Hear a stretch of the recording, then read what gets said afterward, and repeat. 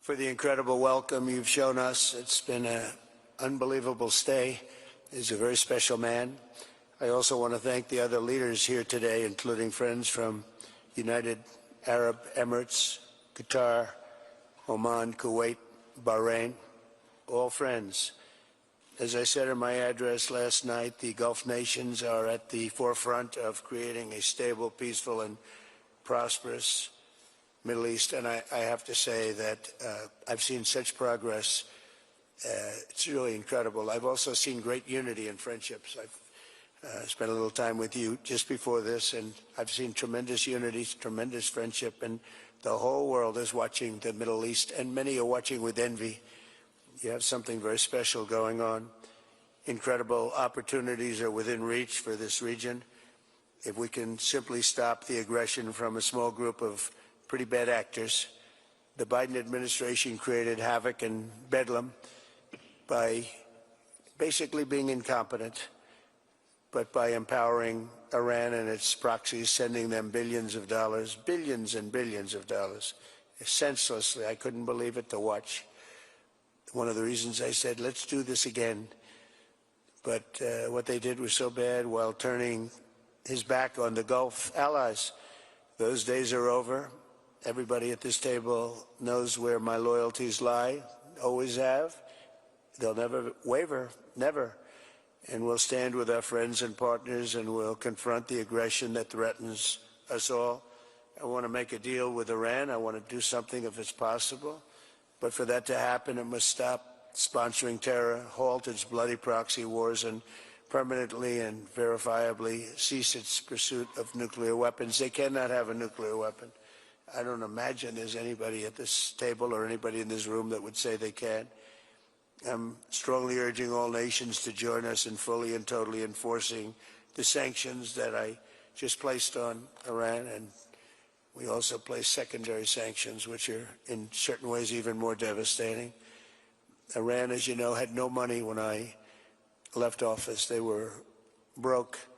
They had no money for Hamas. They had no money for Hezbollah. There was no attack. There was no thought of attack. There would have been no attack if I were president.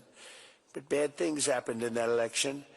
And I said, let's do it again. And by doing it again, it became much more historic. It's a much more historic election, much more powerful election. And we have a mandate. We won every swing state. We won by millions of votes. We won 2,750 districts, we call them districts, out of a total, if you look at the number, it was 2,750 to 505. The whole map was red, red meaning Republican. So I will say recently we launched strikes on more than 1,100 Houthi targets in Yemen, as you know. And last week they agreed to stop. They don't want to be targeting our commercial ships anymore. And they said, that's enough, that's enough. We did about 52 days, 52 nights. It didn't end. We just put in a budget of $1 trillion. It's our biggest budget, military budget, we have ever put in. And the United States is very, very strong right now. It's amazing. In a short period of time, we've been there 100 days. And in a short period of time, we've done what a lot of people don't do in 4 years. We're a hot country, just like you're a hot area, and we're going to keep it that way. In Gaza, my administration shares the hope of so many in this region for future of safety and dignity of the Palestinian people, but that cannot happen as long as Gaza's leaders take delight in raping, torturing, and murdering innocent people. Can't have it. I greatly appreciate the constructive role that the leaders in this room have played in trying to bring the terrible conflict to an end, including by helping secure the release of American hostage Idan Alexander. It was a big day yesterday, a very important day. I was told just before I left that they were going to be releasing Idan. We thought Idan was dead 3 weeks ago. They said Idan was no longer living. And it was a very, very good thing. Ultimately, all hostages of all nationalities must be released as a stepping stone to peace, and I think it's going to be happening. A lot of things are happening. A lot of very positive things are happening on every front. With the support of leaders in this room, and they're great leaders, you are, we are currently exploring normalizing relations with Syria's new government, as you know, beginning with my meeting with President Ahmed al-Sharaa and Secretary Rubio's meeting with the Syrian foreign minister in Turkey after discussing the situation with Crown Prince Mohammed and President Erdogan of Turkey. I am also ordering the cessation of sanctions against Syria to give them a fresh start. It gives them a chance for greatness. The sanctions were really crippling, very powerful. And I spoke to Mohammed, and I spoke to our friend from Turkey, who we just spoke to also by phone now, but felt very strongly that this would give them a chance. It's not going to be easy anyway, so it gives them a good, strong chance.